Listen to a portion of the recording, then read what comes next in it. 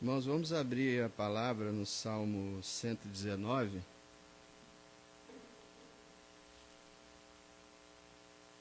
Cento e 113.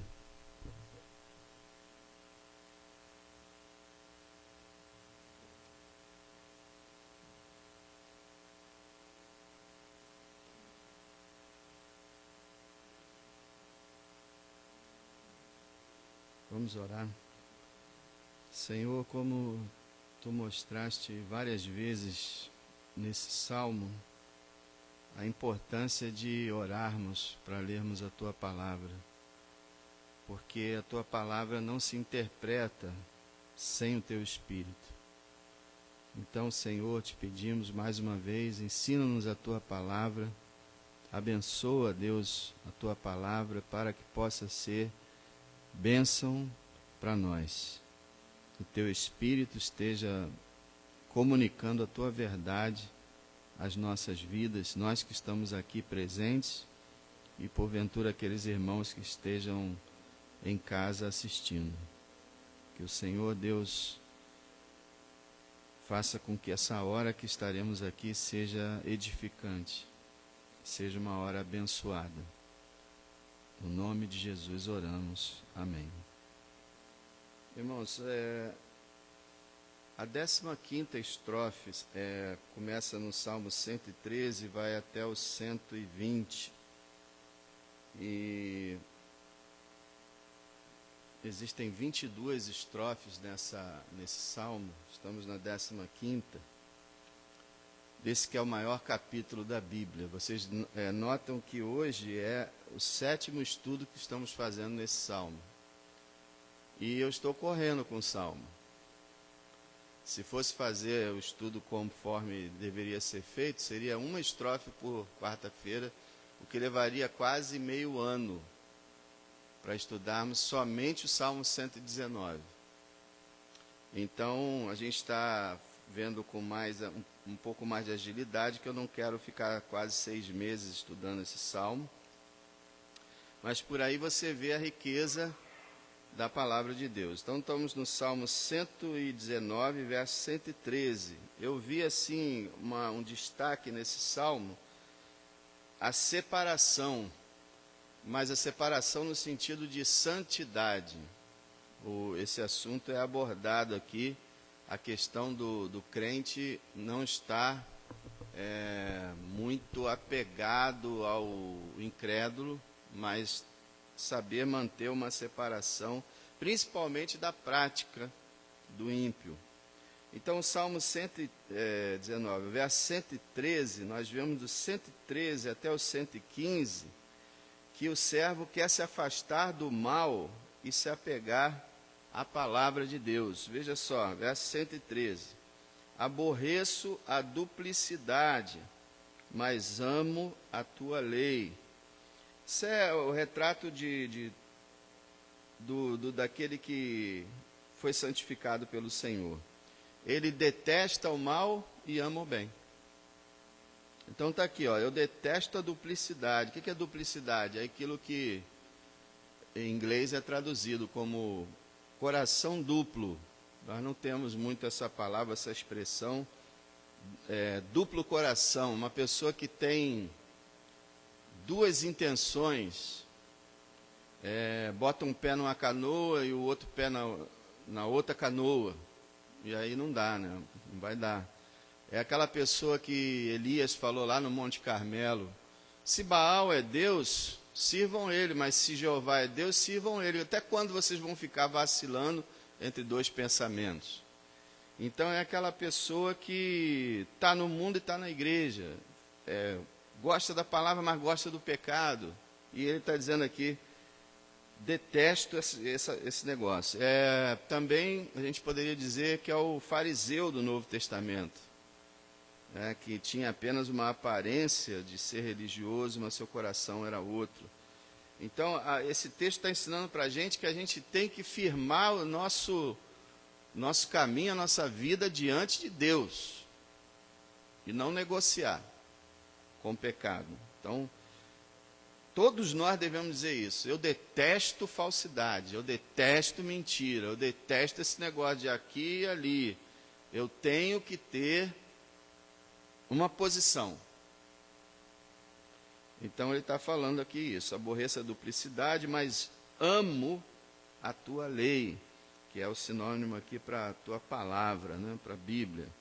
114, tu és o meu refúgio e o meu escudo, espero na tua palavra. Então, ele continua aqui, querendo se apegar à palavra, ele diz que espera na palavra, a palavra é a esperança dele. A esperança dele é, Deus é sua palavra. Olha, tu és o meu refúgio, meu escudo, e eu espero na tua palavra. A minha esperança está na tua palavra.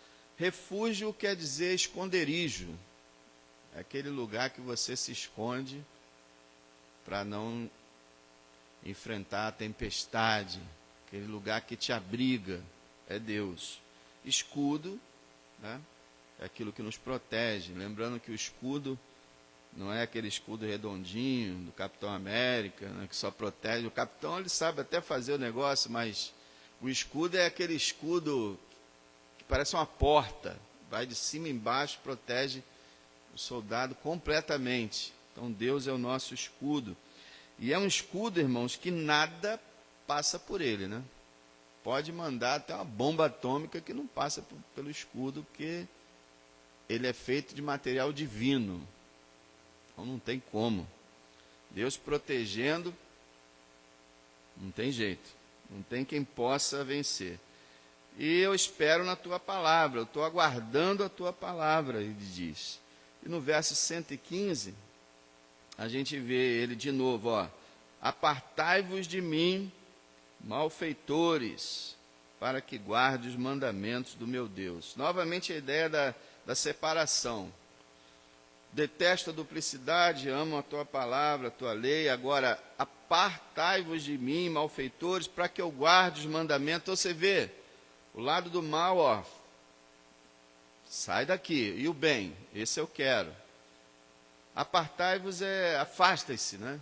Afastem-se. Vão para longe de mim. O quê? Os malfeitores. O que é malfeitor? É o que diz mesmo a palavra, é aquele que faz o mal. Malfeitor. É aquele que faz o mal, que peca, que gosta do pecado, que vive para o pecado, que transgride a vontade de Deus de forma abusada, de forma audaciosa. Então ele diz, Senhor, afaste de mim esses homens. Eu não quero andar com eles. Isso não tem nada a ver, irmãos, com a arrogância, não é arrogância, tá? Não deve haver arrogância no crente.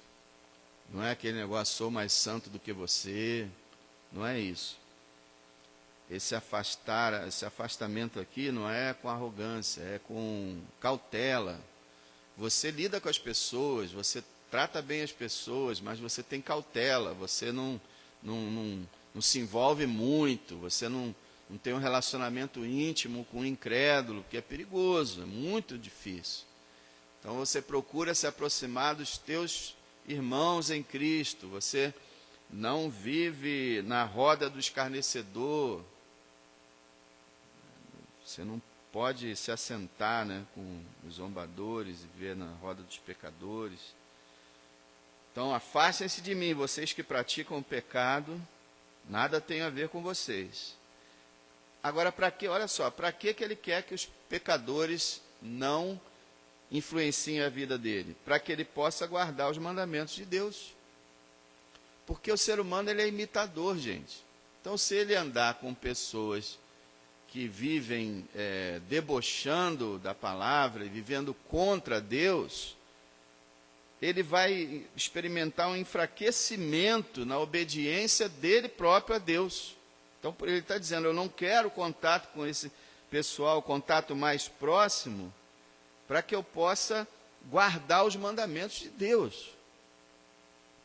Sem falar aqui, irmãos, quando ele fala assim, na maior parte das vezes, ele está falando de gentios, né, de idólatras, de pessoas inimigas mesmo, de outras nações, ou de pessoas perversas no meio do povo que não tinham nada a ver realmente com o judeu devoto.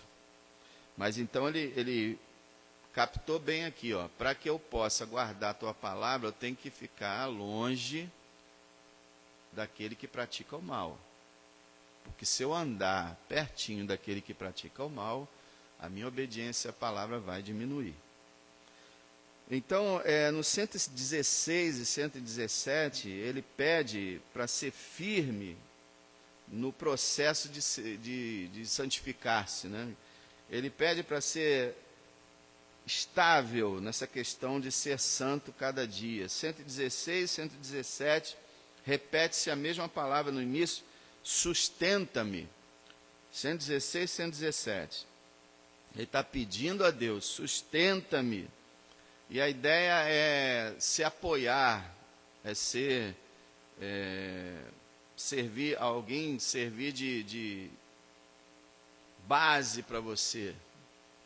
Então, a palavra sustentar, ela dá uma ideia de fornecer aquilo que é necessário para a tua sobrevivência. Sustentar também é manter em pé. Então, ele está dizendo, Senhor, dá-me forças, mantém-me vivo, mantém-me alerta, para que eu possa realmente santificar a minha vida cada dia mais. Você continua notando que ele está sempre orando? Às vezes a gente pensa, né, bom, santificação é minha parte, então eu vou correr atrás, isso aqui, esquece que tem que orar. Nem só Deus, nem só você, tem que ser os dois.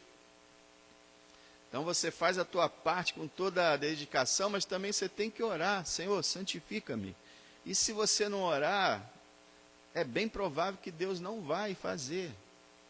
Vai deixar você cair um bocado. Porque Ele gosta que os filhos dele peçam as coisas a Ele. Então, sustenta-me. O crente, ele não só ele é salvo por Deus, mas ele é mantido salvo por Deus. Então veja o verso 116, sustenta-me conforme a tua palavra, quer dizer, de acordo com a tua palavra, para que viva, e não me deixes envergonhado da minha esperança. O que significa essa frase, né? Quer dizer o seguinte, não deixe que eu chegue a tal ponto, que eu tenha tal situação na minha vida, que a minha esperança diminua e eu, diante das pessoas, seja envergonhado.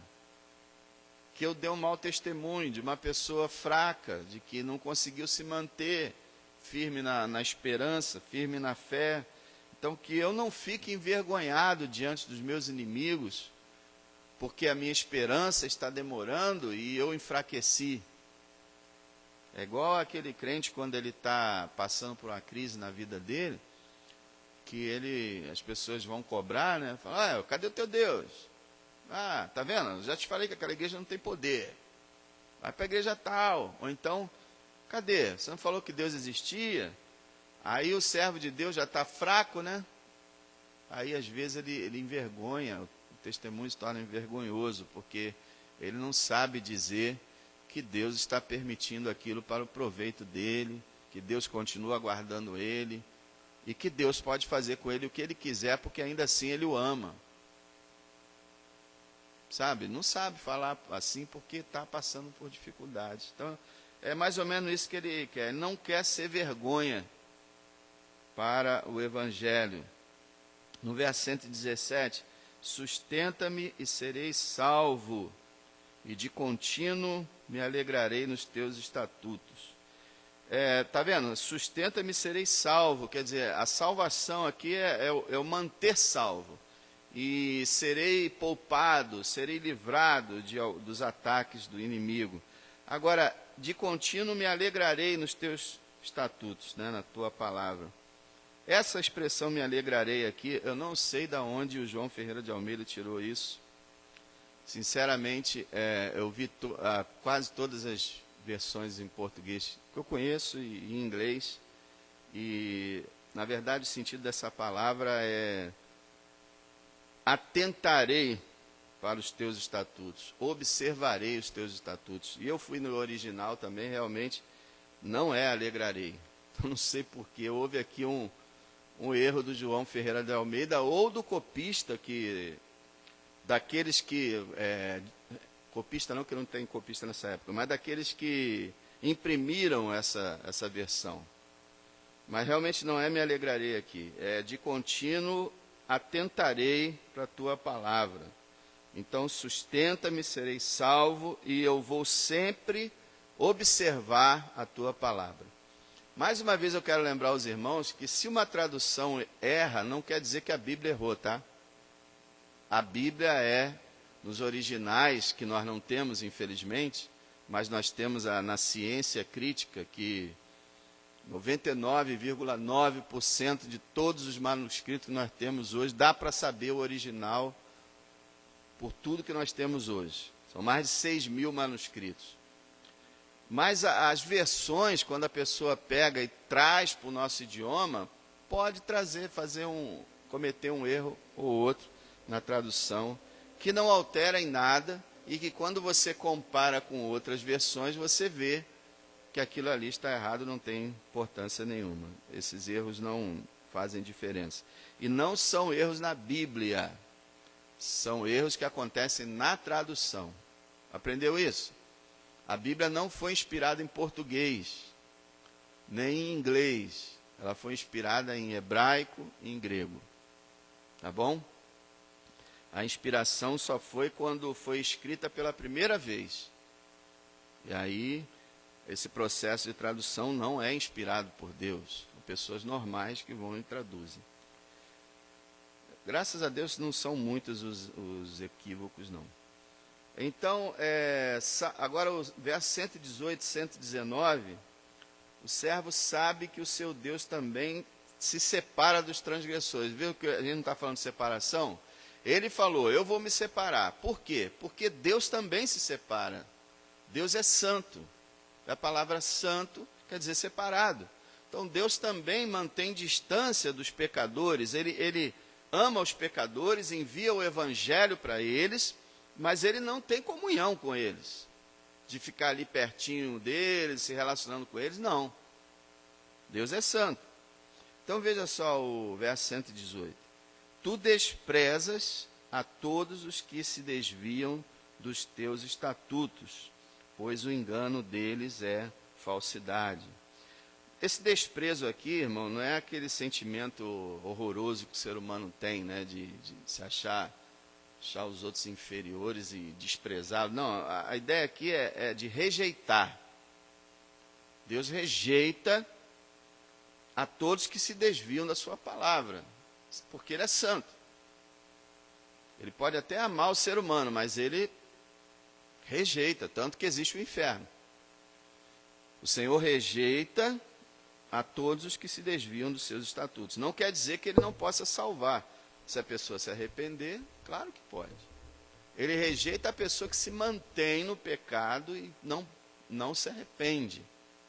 Ele rejeita essa pessoa. Qualquer ser humano que se arrepender e buscar a Deus pela fé em Cristo será recebido. Lembra? O que vem a mim, de maneira nenhuma o lançarei fora. Então Deus rejeita aquele que permanece no pecado sem se arrepender. Então tu desprezas a todos, todos que se desviam dos seus estatutos. Então a gente vê aqui que a palavra de Deus, os estatutos, né, a palavra de Deus, ela é tão séria que as pessoas que rejeitam ela são rejeitadas por Deus. Eu fico imaginando as igrejas que hoje rejeitam os mandamentos de Deus. Elas não sabem, mas elas estão sendo rejeitadas por Deus. Porque está escrito aqui. Se Deus diz uma coisa na sua palavra e a igreja do Senhor diz, não, isso aí não está valendo mais para hoje, isso aí é coisa do passado, hoje os tempos são outros, e aí a pessoa mergulha no pecado, Deus rejeita. Deus rejeita aquele que rejeita a sua palavra. Aí no final ele fala, o engano deles é falsidade. Quer dizer, a ideia melhor é, a astúcia deles é algo vão, é algo inútil, é algo que não vai dar em nada. Então, em toda a capacidade que eles têm, dos seus raciocínios e tudo, não vai dar em nada. É pura falsidade, então não tem valor algum. Verso 119, continua a separação de Deus. Ó. Tu tiraste da terra como escórias a todos os ímpios, pelo que amo os teus testemunhos. A ideia melhor aqui é tu tiras da terra, não só tiraste. Porque Deus tira, todas as pessoas ele tira da terra com a morte, né? Mas o cristão, o servo de Deus, ele tira da terra e leva para a sua presença. Agora, os ímpios ele tira da terra e leva para o inferno, infelizmente. E a ideia aqui, tu tiras da terra como escórias, é que um dia, realmente, o Senhor vai tirar da terra todos os ímpios. Vocês se lembram que o novo céu e a nova terra não vai ter um pecador sequer. Não vai ter um incrédulo. Todos que estiverem no novo céu e na nova terra são cristãos, que creram em nosso Senhor Jesus Cristo. Então o Senhor tem feito isso, tem vários ímpios, né? Todos estão sendo tirados da terra pela morte. Mas o Senhor especialmente tira determinados ímpios, vamos dizer assim, de forma violenta, de forma repentina, de forma prematura. Basta ver esses criminosos aí de 12, 13, 14 anos. A maior parte que começa não chega a 18 anos. O Senhor tira da terra. Através, infelizmente, da morte deles. Mas se Deus não tirasse imediatamente certos ímpios da terra, essa terra viraria o que eles dizem hoje, viraria realmente um inferno. Por exemplo, se o Hitler permanecesse ainda vencedor por mais 20 ou 30 anos na Europa, o que aconteceria? Por exemplo, o Putin, se Deus vai fazer isso um dia, ele vai sair dessa terra também. Então, tomara que ele seja salvo, né? Mas não sendo salvo, Deus vai tirar ele dessa terra, ele vai prestar contas pela morte de milhares e milhares de inocentes. Então, o Senhor tira como escória. A escória é aquele material, né, que fica no metal, que tem que estar sempre sendo retirado, tanto no ouro quanto em outros metais, que a pessoa que trabalha com isso tem que ficar tirando as impurezas.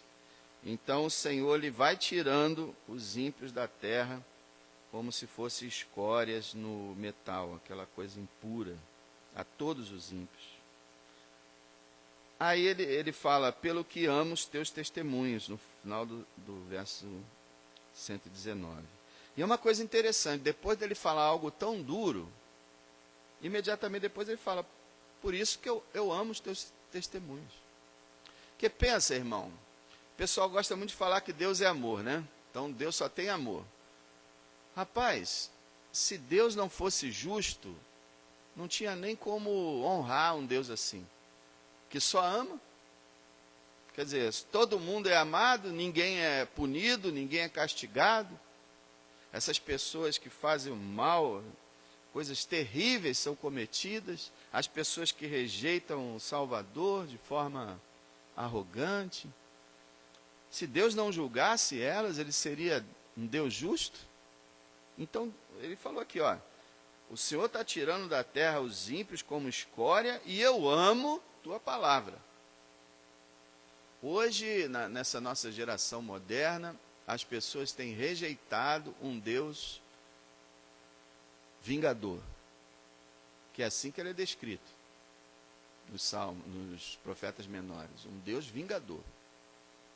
Elas têm rejeitado um Deus justo, um Deus santo, que castiga e castiga eternamente.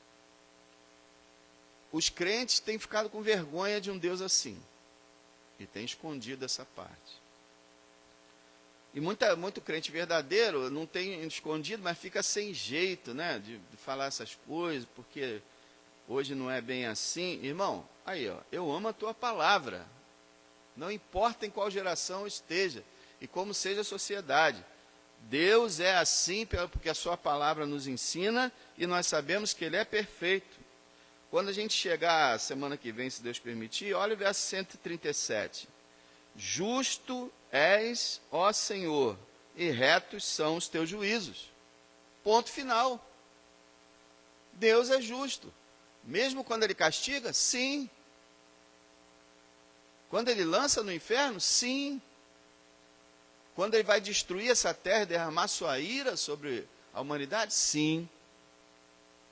Agora, a Bíblia fala, ele não faz isso com prazer, e nem o cristão deve ter prazer nisso. Ele deve, assim, estar, vamos dizer assim, que palavra eu vou usar? Mas ele deve estar conformado, vamos dizer assim, à vontade do Senhor. O Senhor deseja assim, assim será. E é justo. Agora, Deus, diz a Bíblia, que ele não tem prazer na morte do ímpio. Mas ele faz isso porque ele tem que cumprir a justiça. Então está aqui a noção de separação. Deus é separado dos pecadores e os servos dele também devem ser, em certa medida, separados deles. E novamente eu digo, separado aqui não é você não falar com ninguém, não quer saber de ninguém, não é isso. É separado na prática, no hábito e na convivência. Se você tem um parente chegado, claro que você vai continuar convivendo com ele, claro. Mas a gente está falando aqui de pessoas que não são tão próximas e nem precisam ser, e o crente não deve ficar atraindo essas pessoas para a sua convivência, pessoas que vão contaminar, atrapalhar sua vida espiritual. No verso 120, irmãos, ele termina essa estrofe dizendo que essa santidade de Deus e esse juízo de Deus lhe trazia temor. Olha o verso 120. O meu corpo se arrepiou com temor de ti, e temi os teus juízos. Várias outras versões trazem o meu corpo estremeceu. Eu tremi de medo, é o que diz o texto. Eu fui ver na estatística dessa palavra, é interessante isso. Eu tenho reparado umas coisas que não dá para entender, que na maior parte das vezes essa palavra significa realmente arrepiar. Mas eu não sei por que os tradutores todos preferiram botar tremer. Eu acho que é por causa do contexto do medo. Deve ser. Mas ele está dizendo aqui que ele, pensando em Deus e imaginando toda a situação de Deus, ele teve temor e chegou a estremecer. E temeu os juízos de Deus. Não contra ele. Irmão, sabe o que acontece, irmão? Infelizmente, a igreja, os cristãos, parece que não usam a sua cabeça, sua mente para pensar. Sabe, houve umas mensagenzinhas água com açúcar. Poxa, é só parar para imaginar um grande trono branco e aquele que é o Rei dos Reis assentado sobre ele. E toda a humanidade diante dele. E à sua direita as ovelhas, à sua esquerda os bodes. E ele disse assim: apartai-vos de mim, malditos, para o fogo eterno. Imagina isso. Eu estou aqui, eu me arrepiei aqui. A gente não pensa, sinceramente. A gente lê a Bíblia e não visualiza. O nosso Deus, ele é digno da gente tremer na presença dele. Ele é santo, santo, santo. Ele é todo poderoso. Ele é o soberano, governador do universo. Nada acontece sem sua vontade. Ele não é esse Deus fraquinho que pregam por aí, não. Ele não é esse Deus que precisa da gente, que fica pedindo por favor, vem cá me ajudar. Se você não me ajudar, não vai para frente. Ele é o Senhor. E o seu povo deve estremecer. Não com medo de ser lançado no inferno, mas com medo do que ele vai fazer com aquele que não é cristão. E isso leva a gente ao quê? Evangelismo. Você começa a imaginar o que vai acontecer com quem não é cristão, você começa a falar com quem não é cristão. Por favor, creia no Senhor Jesus Cristo. A ira de Deus vem aí. O fim do mundo está próximo. Aí, é claro, o pessoal ri pra caramba, debocha, mas você está fazendo a tua parte. O meu corpo estremeceu com temor de ti, temi os teus juízos. Irmão, o temor a Deus é saudável. Não, mais uma vez eu digo, não é ter medo de ir para o inferno. Se você é cristão verdadeiro, você não tem que ter medo de ir para o inferno. Você nasceu de novo, o Senhor te adotou, escreveu o teu nome no livro da vida, nada pode te separar do amor de Cristo. Mas poxa, você lê a Bíblia? Já viu como Deus é? Já viu o que Deus fez com Uzá? Só quando ele tocou na arca, quando ela estava caindo, morreu na hora. Nadab e Abiú, que vieram com fogo estranho lá, morreram na hora.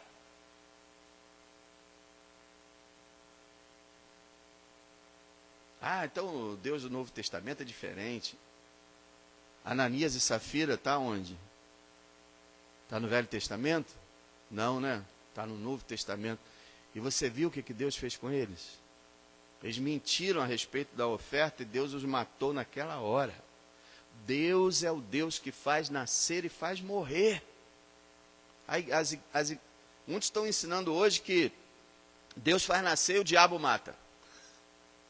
A morte é com o diabo, a vida é com Deus. Não, os dois. Às vezes o diabo mata pessoas sim, mas sob a autorização de Deus. Porque Deus é que autoriza nascer e morrer. E é saudável a gente tremer diante dele, porque isso é respeito. E respeito é uma coisa que se perdeu. Filhos não respeitam pais, alunos não respeitam professores, cidadãos não respeitam governo. Por mais que sejam ruins, têm que ser respeitados, as autoridades têm que ser respeitadas, diz o Senhor. Então, se você lê a Bíblia diariamente, com os olhos abertos, toda ela, não é só aqueles textos que você gosta mais, mas toda ela, você vai passar, com a bênção de Deus, a tremer diante dele. Isso vai ser ótimo. Muito bom. É o único caso que medo é bom. Aliás, tem outros casos também que medo é bom, né? Medo do fogo também é bom. Você está fazendo comida, né? Imaginou se você não tivesse medo do fogo. Ia queimar a mão toda hora. Então, muito bom. 121 a 128, nós temos a 16ª estrofe, que fala, tem assim como um tema mais forte a súplica. É um momento que ele suplica muito por ajuda. Como a gente tem visto, esse salmista, ele devia estar passando um problema muito grave. E aí no verso 121 até o 123, e também o 126, a gente vê ele implorando por ajuda contra os inimigos. Irmãos, vamos parar um pouquinho aqui e pensar, poxa, a gente não tem inimigo, tem? Inimigo pessoal? Não tem. Eu não tenho. Se eu tenho, eu não conheço. Tem alguns aí que não gostam de mim, mas não é nada de inimizade daquela mais forte, de querer te matar, não. Não é. Aí você abre os Salmos, por exemplo, Salmo 2, 3, 4, 5, 6, vai direto, tudo inimigo, inimigo, inimigo, inimigo. O que isso tem a ver comigo? Né? Estou em paz, estou tranquilo, ninguém está querendo me matar. A nossa luta não é contra carne e sangue, mas sim contra principados e potestades. É contra o diabo e os demônios. Então, toda vez que você vê inimigo aqui, Interpreta, se não tem humano, interpreta para a questão espiritual, diabólica, demoníaca. Esse daí, cada um de nós tem muitos. Então nós estamos sendo sempre atacados. 121 diz assim: fiz juízo e justiça, ou tenho feito juízo e justiça, não me entregues aos meus opressores. Quer dizer, o salmista está dizendo mais ou menos o seguinte: eu sou teu, eu sou convertido, eu tenho vivido uma vida de justiça, não deixa que os meus opressores me matem. 122, fica por fiador do teu servo para o bem, não deixe que os soberbos me oprimam. Interessante que são dois versículos que não falam da Bíblia, né? Ele está orando aqui. Fica por fiador do teu servo. Sabe que o fiador é aquele que toma o teu lugar, né? Tu vai comprar um negócio, você é meu fiador, eu sou. Se eu não pagar, você paga. Jesus foi nosso fiador. Nós não pagamos, ele pagou. Então, é um exemplo de fiador. Que o Senhor possa me ajudar, é o que ele diz. Não deixe que os soberbos me oprimam. 123, os meus olhos desfaleceram, esperando por tua salvação e pela promessa da tua justiça. Aqui é novamente aquele caso que a gente já viu anteriormente, que ele está esperando um livramento do Senhor, uma promessa que ele viu na palavra, ele está esperando, aguardando, e está demorando. Aí ele está a ponto de desistir, a ponto de, não sei o que ele poderia fazer, mas ele está agoniado, esperando o socorro. Muitas vezes ele demonstra certa impaciência, o que é normal diante do que ele estava passando, isso acontece. 126, já é tempo de operares, ó Senhor, pois eles têm quebrantado a tua lei. Esse aqui é um tipo de oração muito boa para a igreja, para o servo de Deus. Senhor, quando a gente olha para hoje, gente, o que o mundo faz com a Bíblia, o que o mundo faz com Deus que os criou, é um absurdo. Aí a gente sente aquele sentimento de amor por Deus e aquela indignação por ele estar sendo tão desonrado. Aí a gente fala, já é tempo de operares, ó Senhor, pois eles têm quebrantado a tua lei. Isso aqui é tipo, você pede mesmo a volta de Jesus Cristo e o juízo.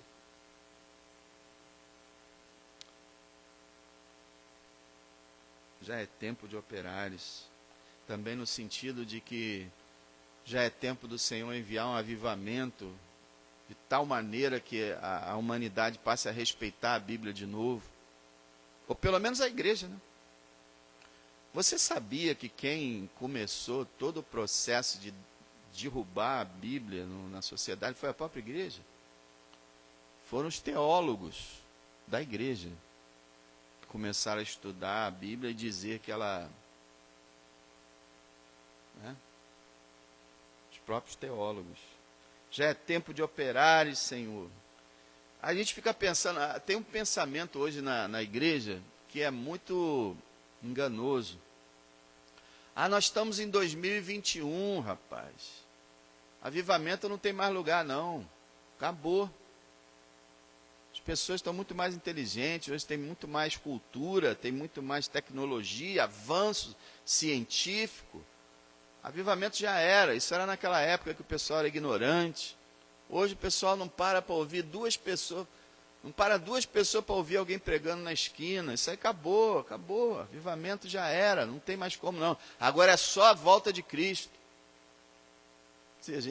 A gente virou Deus agora para determinar o que vai acontecer, né? Então Jesus já está voltando e acabou, não tem mais avivamento. Me diz uma coisa, quem fez o avivamento? Todos os avivamentos verdadeiros, foi quem? Foi Deus.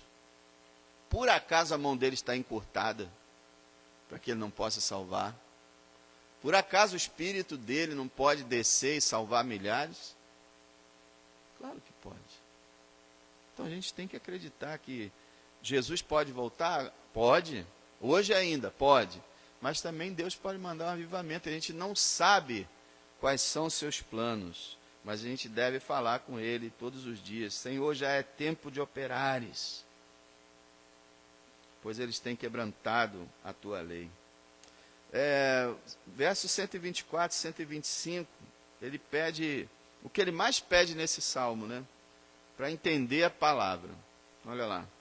Trata com teu servo segundo a tua benignidade, ensina-me os teus estatutos. Sou teu servo, dá-me inteligência para entender os teus testemunhos. Coisa linda, né? Quantas vezes a gente ora assim? Quantas vezes a gente abre a Bíblia e fala, Senhor, essa inteligência aqui é melhor traduzido como entendimento, discernimento, compreensão. Quantas vezes a gente abre a Bíblia e fala com sinceridade, Senhor, me dá entendimento. Porque muitas vezes tem aqueles que dizem que não entendem nada, e tem aqueles que dizem que já entenderam, já conheço. Já conheço. Por que não progridem? Justamente porque não oram. Leem o texto bíblico, não, já li isso aqui, já li, aí lê de novo, tranquilo.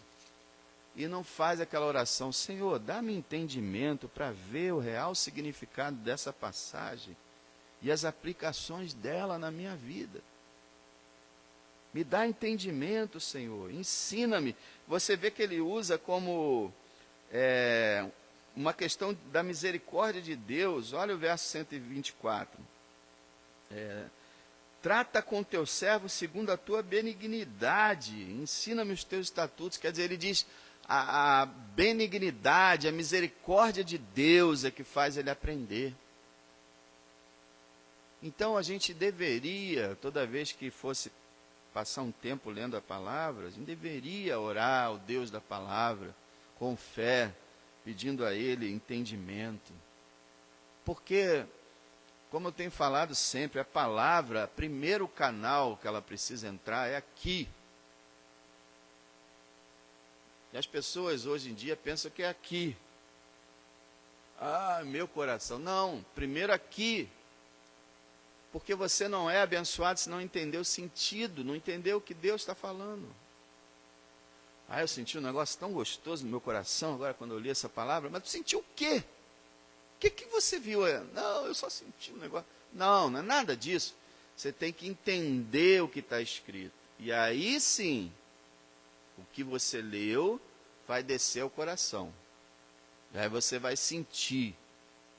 E daí você vai para as mãos, você vai fazer.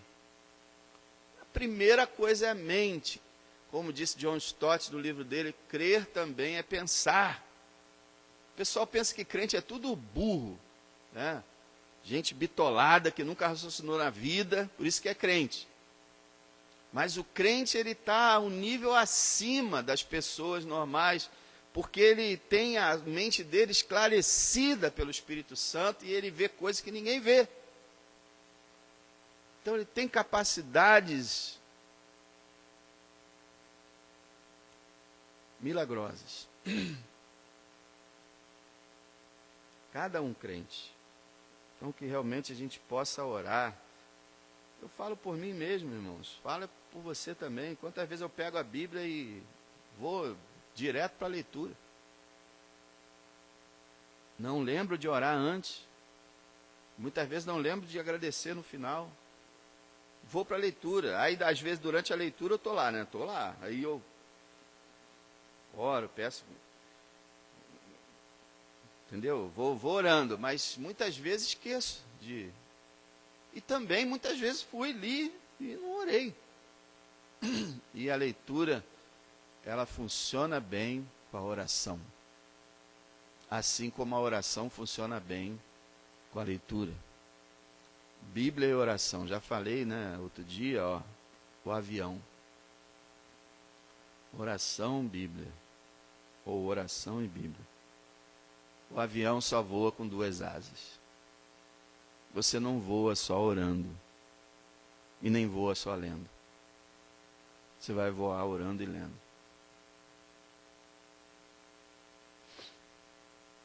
127, 128, ele vai fazer 3 declarações grandiosas. Pelo que amo os teus mandamentos mais do que o ouro, e ainda mais do que o ouro fino, quer dizer, o ouro puro. Aí, irmão, mais uma daquelas mensagens. Tua palavra é uma delícia, eu amo a tua lei, ela é mais deliciosa que o mel. Tem tanta declaração e agora ele fala que ela vale mais do que o ouro. Na outra ele falou sobre os tesouros ou riquezas. O ouro vale muito, né, gente? Uma barra de ouro desse tamanho aqui pode fazer uma diferença numa vida, né? Ajuda um bocado. O que vale mais? Fort Knox, lá nos Estados Unidos, está lá lotado, dentro dos cofres, lá, barras e barras de ouro. Mas se eles soubessem, eles colocariam Bíblias e mais Bíblias no cofre. Ela vale muito mais do que o ouro. Isso significa que obedecer a Deus vale mais do que teu emprego.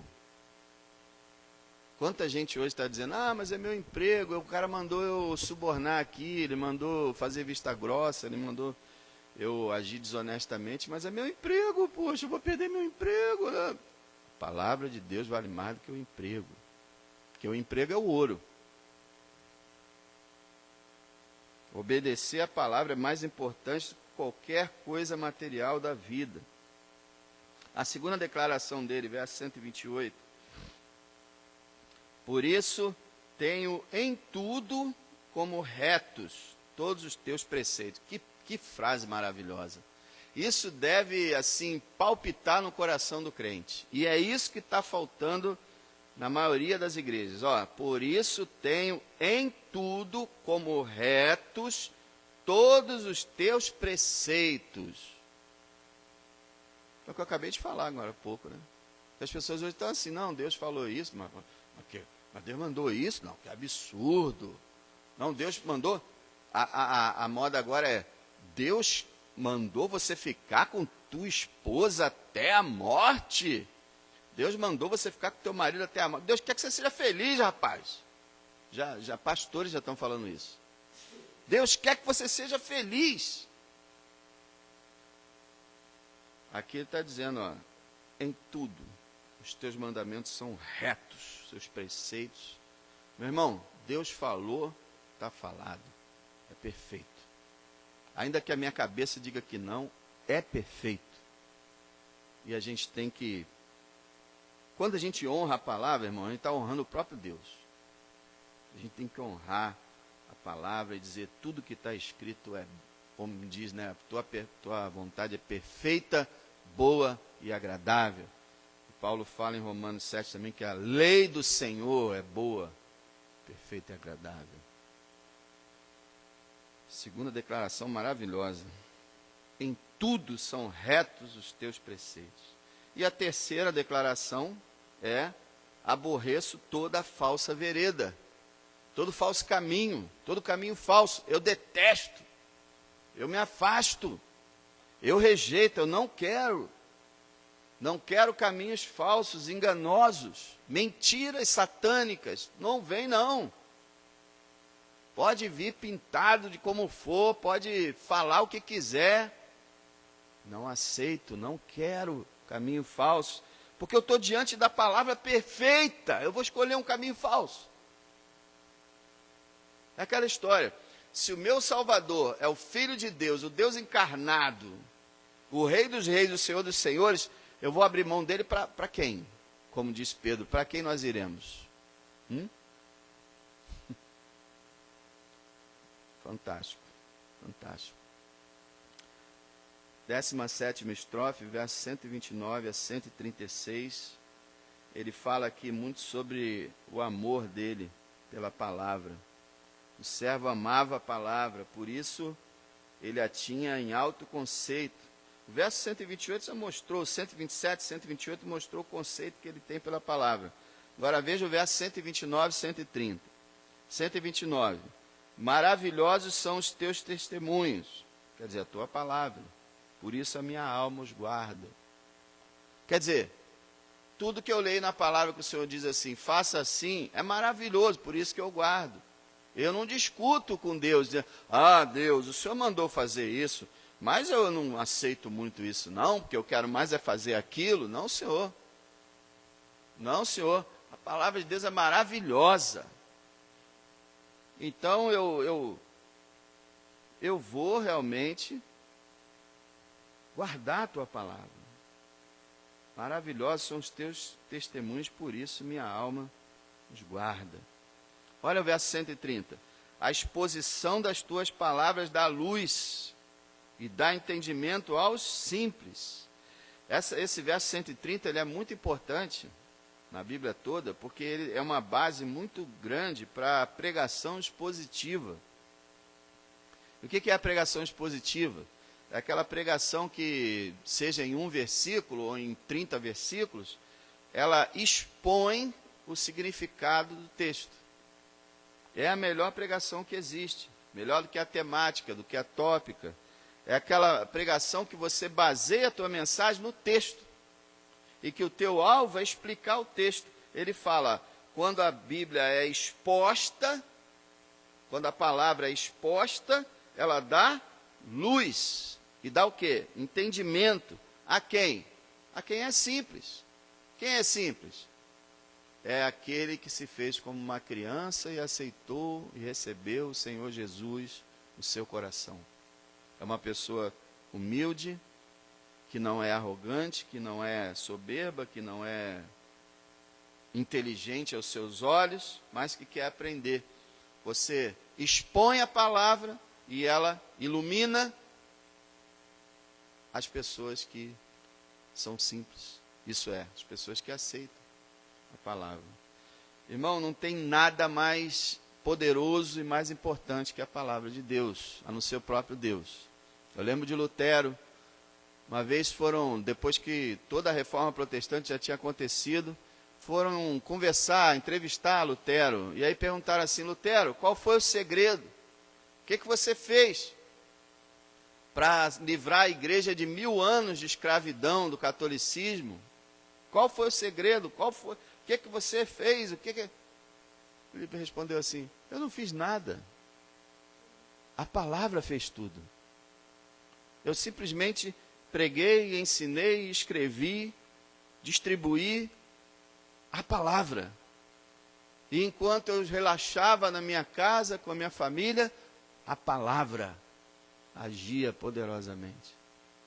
Então, quer dizer, a palavra de Deus foi quem mudou a Europa no século XVI. Foi Lutero. E a mesma coisa, eu acredito com convicção, irmãos, que esses anos que eu tenho estado aqui, embora não tenha trazido crescimento à igreja, mas eu sei de uma coisa, que as pessoas que aqui frequentam e têm o coração aberto, simples, têm aprendido a palavra. E têm, com certeza, sido enriquecidos por ela. Porque é só você botar a palavra na frente e ela faz tudo. A questão é que muitos hoje pregam não a palavra, mas pregam a si mesmos. Pregam o que eles acham da palavra, pregam contando histórias, falando isso, falando aquilo, mas realmente você tem que expor a palavra. Uma dica para todos os que querem pregar, todos que já pregaram, sempre exponha um texto e explique o que o texto quer dizer. É isso. A exposição. E aí você pensa o seguinte, eu estou falando de pregação, mas quando você chega em casa, e aí você pega o livro, abre ele, bota ele diante dos seus olhos e começa a ler, esse livro está se expondo a você. Você está se colocando sob a exposição do livro. E ele vai abençoar você, se você, em oração, puder captar o seu significado. É maravilhoso. O servo ama a palavra, tem ela em alto conceito, porque ele ama a palavra, ele a deseja profundamente. Olha o verso 131. Abri a boca e respirei. Esse aqui é mais um caso da versão não foi muito feliz, embora respirar é um dos sentidos da palavra hebraica, mas todas as outras Bíblias, elas traduziram abri a boca e suspirei. Que a ideia é essa. Eu fiz aquele, sabe? Abri a boca e suspirei, pois que desejei os teus mandamentos. Quer dizer, o desejo pela palavra fez o servo suspirar, irmão. Pelo que você suspira? A palavra fez o homem de Deus suspirar. Ele a desejava profundamente. E desejava praticá-la. Versos 132 a 134, você vai ver esse desejo dele praticar. Olha para mim, tem piedade de mim, conforme usas com os que amam o teu nome. 133, ordena os meus passos na tua palavra, e não se apodere de mim iniquidade alguma. Isso aqui é maravilhoso. Eu li isso aqui, nossa. Ele não quer que nenhum pecado agarre nele. Nenhum pecado se apodere dele, nenhum. Eu não quero ser escravo de nenhum pecado, não quero ser viciado em nada errado. Ordeno meus passos na tua palavra e não se apodere de mim iniquidade alguma. Eu quero realmente a santidade de Deus. 134, livra-me da opressão do homem, assim guardarei os teus preceitos. Um sinal da gente ser dedicado à Bíblia ou não, é se a gente tem vontade de obedecer ela. Não é só ouvir, decorar, aprender, achar curioso, achar inspirador. Tem que começar a querer pôr ela em prática, realmente obedecer. Ele amava tanto a palavra e ele desejava aprendê-la para ver mais de Deus. Veja o verso 135.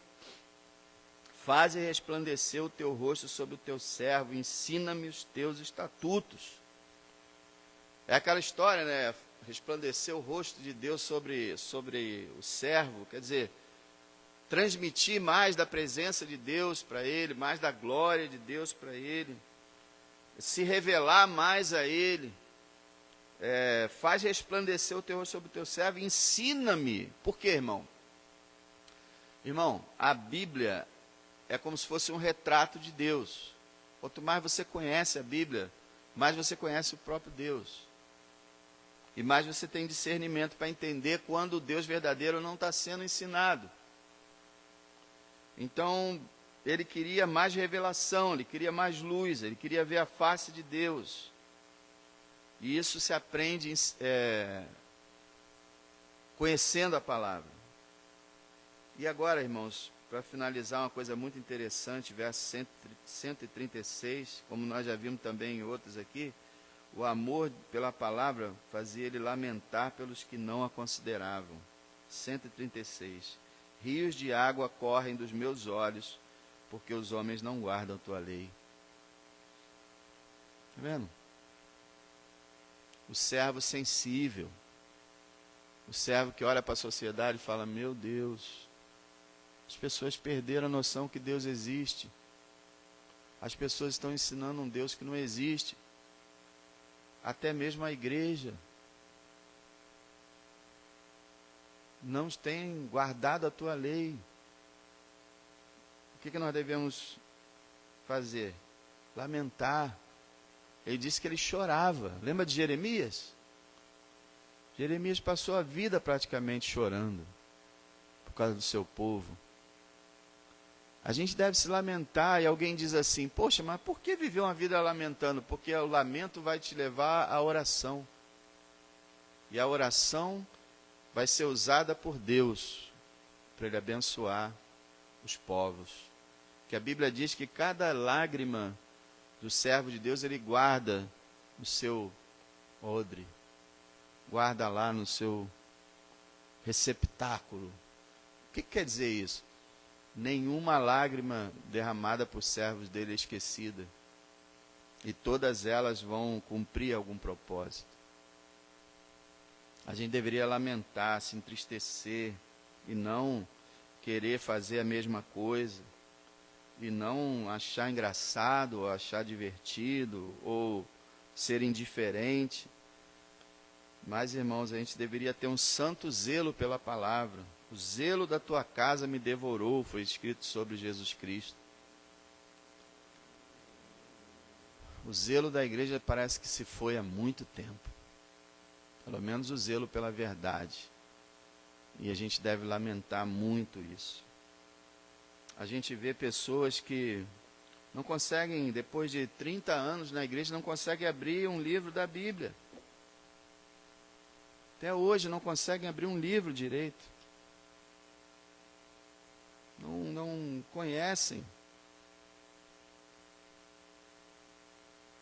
E não se importam. Agora então eu tenho pensado, né? Tem o culto na igreja, tem a transmissão. E mesmo assim, muita gente não vem ao culto na igreja e também não assiste a transmissão.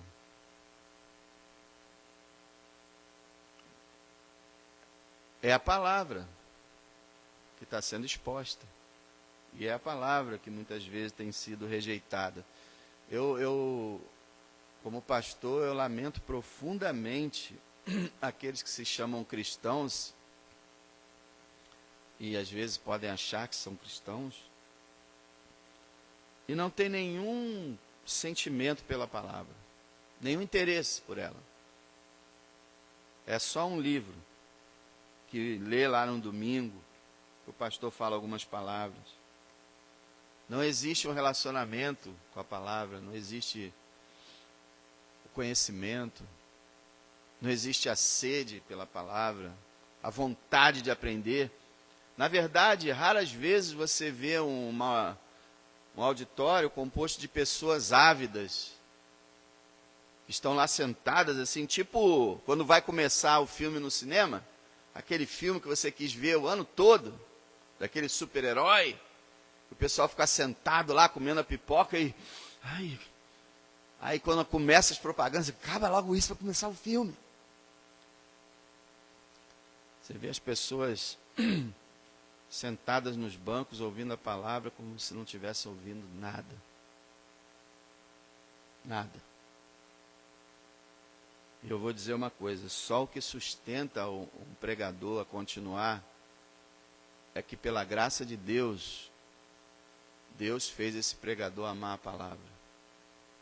Então, independente do que outras pessoas sintam, o próprio pregador ama a palavra. E aí ele tem um desejo de transmitir ela. Como Jeremias. Jeremias ficou tão aborrecido certa vez que ele falou assim: eu decidi parar. Não vou mais falar as profecias que Deus me entregar. E aí ele disse que os seus ossos começaram a arder, queimar. E ele abriu a boca e começou a pregar, não conseguiu. Aqueles que Deus chama, mesmo que estejam falando para meia dúzia, eles continuam falando porque não tem coisa melhor e maior para se fazer nessa vida. Ore, irmão, ore para que você ame mais a palavra, para que você aprenda mais dela, para que você conheça mais ela e para que ela molde o seu caráter, mude a sua vida, te encha de esperança, de fé, de amor, de vida. Ore, porque Deus é misericordioso e vai ouvir o seu clamor. Senhor, muito obrigado por tua palavra. Muito obrigado, Deus, pelos teus servos que estão aqui. Que o Senhor, Deus, abençoe cada um ricamente. Que o Senhor possa trazer, ó Deus, um avivamento para a sua igreja. Despertar realmente a cada um de nós. Que todos nós que nos chamamos pelo teu nome, tenhamos um amor intenso pela sua escritura, sua revelação, o seu maravilhoso livro que transformou as nossas vidas. Ó Senhor, quantos e quantos cristãos não dão nenhum valor à Escritura, não derivam nada dela.